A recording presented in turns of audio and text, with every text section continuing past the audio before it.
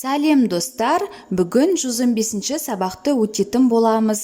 Каналымызға міндетті түрде подписаться батырмасын басып, жазылып алыңыздар. Сіздер үшін пайдалы басқа да сабақтар шығып отырады.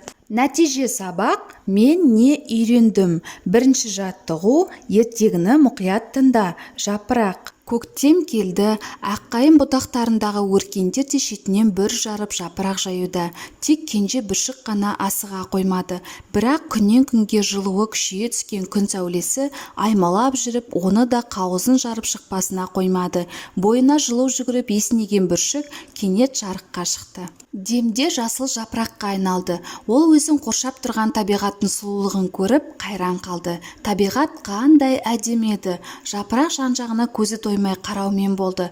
Құстардың сайраған көңілді үніне құлақ тұрды. Самал желмен тербеле бақытты күй кешті. Бір күні күн суыта бастады. Жауын жауғаннан кейін бойы мұздады. Жапырақтар сары, қоңыр, қызыл түске боянды. Аспанды жиі-жиі бұлт торлайтын болды. Бір күні ол аққайын анадан табиғаттың бұл өзгерісінің сырын сұрады. Сұрақтарға жауап бер. Ертегінің басқа бөлігінде жылдың қай мезгілі туралы айтылған? Ертегінің басқа бөлігінде көктем мезгілі туралы айтылған. Не жапырақ жайды? Аққайын ағашы жапырақ жайды. Кенже бүршік қайтты? Кенже бүршік асықпады. Бірақ күннен күнге күн жылына бастаған соң қауызын жарып шықты. Ол қандай жапыраққа айналды? Ол жасыл жапыраққа айналды. Жасыл жапырақ табиғаттың қандай көріністеріне қайран қалды? Жасыл жапырақ әдемі табиғатты, құстардың сайраған үнін естіп қайран қалды. Қай мезгілде жапырақ мұздай бастады? Күз мезгілі келіп, жапырақ мұздай бастады. Жапырақтар қандай түске боянды? Жапырақтар қоңыр, сары, қызыл түске боянды. Жапырақтың сұрағына анасы не деп жауап беруі мүмкін? Енді қыс мезгілі келе жатырғанын айтты. Осылайша 4 жыл мезгілі алмасып отыратындығын ескертті. Қарамен жазылған сұрау мағынасындағы сөздерге назар аудар. Осы сөздерге жауап болатын сөздермен тірек сөздер қатарын құра. Үлгі бойынша көктем, аққайын сөздері берілген. Тірек сөздер: жасыл жапырақ, аққайын, көктем, табиғат сұлулығы, сары, қоңыр, қызыл, жылу, жарық, самал жел, құстар үні, мұздады, бұлт, өзгеріс сөздерін алсақ болады. Екінші жаттығу: ертегіге ат таңда. Ертегіге жасыл жапырақ деген ат қоюға болады. Қай? Сын есімнің сұрағы. Қандай? Сын есімнің сұрағы. Не? Зат есім. Қайтты? Етістік. Міндетті түрде подписаться батырмасын басып, каналымызға жазылып алыңыздар. Үшінші жаттығу: жоспарға сәйкес ертегі бөліктерін тап. Бірінші жоспар бойынша жасыл жапырақ, екінші күннің суытуы, үшінші жапырақтың сұрағы. Бірінші сұрақ бойынша жауап берейік. Көктем келді, аққайын бұтақтарындағы өркендер де шетінен бүр жарып жапырақ жаюда. Тек кенже бүршік қана асыға қоймады. Бірақ күннен күнге жылуы күшейе түскен күн сәулесі аймалап жүріп, оны да қауызын жарып шықпасына қоймады. Бойына жылу жүгіріп есінеген бүршік кенет жарыққа шықты. Демде жасыл жапыраққа айналды. Ол өзін қоршап тұрған табиғаттың сұлулығын көріп қайран қалды. Табиғат қандай әдемі еді. Жапырақ жан-жағына көзі тоймай қараумен болды. Құстардың сайраған көңілді үніне құлақ тұрды. Самал желмен тербеле бақытты күй кешті. Екінші сұрақ бойынша: бір күні күн суыта бастады. Жауын жауғаннан кейін бойы мұздады. Жапырақтар сары, қоңыр, қызыл түске боянды. Аспанды жиі бұлт торлайтын болды. Үшінші сұрақ бойынша: бір күні ол аққайын анадан табиғаттың бұл өзгерісінің сырын сұрады.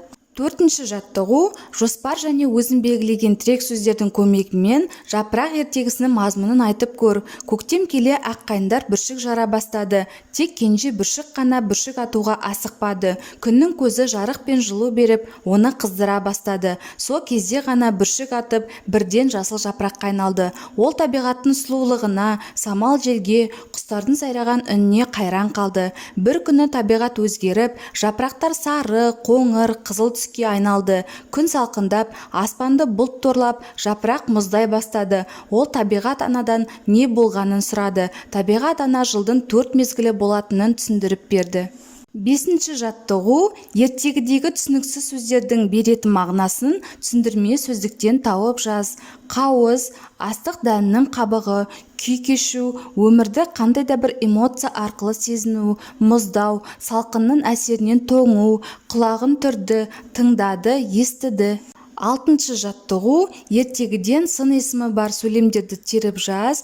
Сын есімдерді былай деп белгіле. Сын е, негізгі және туынды сын есімдерге ажырат. Тек кенже бүршік қана асыға қоймады. Қандай бүршік? Кенже бүршік, негізгі сын есім. Бойына жұлып жүгіріп есінеген бүршік кенет жарыққа шықты. Қандай бүршік? Есінеген бүршік, туынды сын есім. Демде жасыл жапыраққа айналды. Қандай жапыраққа? Жасыл жапыраққа, негізгі сын есім. Табиғат қандай әдемі еді. Қандай әдемі, негізгі сын есім. Құстардың сайраған көңілді үніне құлақ тұрды. Қандай үніне? Көңілді үніне, туынды сын есім. Самал желмен тербеле бақытты күй кешті.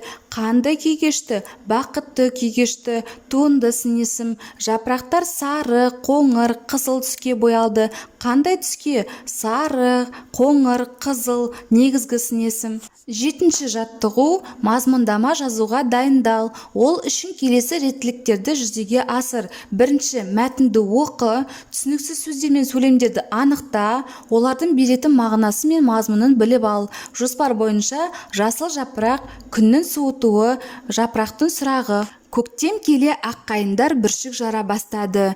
Тек кенже бүршік қана бүршік атуға асықпады. Күннің көзі жарық пен жылу беріп, оны қыздыра бастады. Сол кезде ғана бүршік атып, бірден жасыл жапыраққа айналды. Ол табиғаттың сұлулығына, самал желге, құстардың сайраған үніне қайран қалды. Бір күні табиғат өзгеріп, жапырақтар сары, қоңыр, қызыл түске айналды. Күн салқындап, аспанды бұлт торлап, жапырақ мұздай бастады. Ол табиғат анадан не болғанын сұрады. Табиғат ана жылдың 4 мезгілі болатынын түсіндіріп берді. Осымен біздің сабағымыз аяқталды. Каналымыз пайдалы болған болса, лайк басып тіркеліп қойыңыздар. Жаңа видеолар сізге бірінші болып көрінеді.